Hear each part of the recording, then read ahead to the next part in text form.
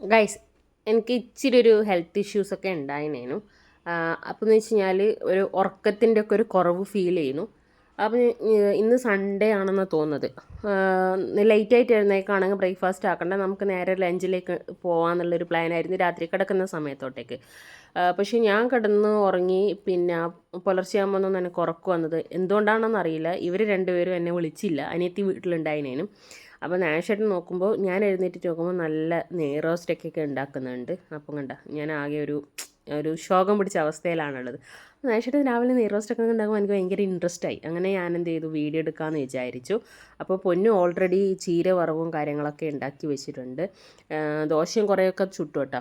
അപ്പോൾ ഞാൻ ഹാളിലോട്ടേക്ക് വന്ന് ഇരിക്കാൻ പോകുമ്പോഴത്തേക്ക് ഇവർ ഭയങ്കര അനിയത്തിയും മോളും തമ്മിലുള്ള, കുഞ്ഞമ്മയും മോളും തമ്മിലുള്ളൊരു എന്താ പറയുക, കൊഞ്ചൽ പരിപാടികളാണ് കാണുന്നത്.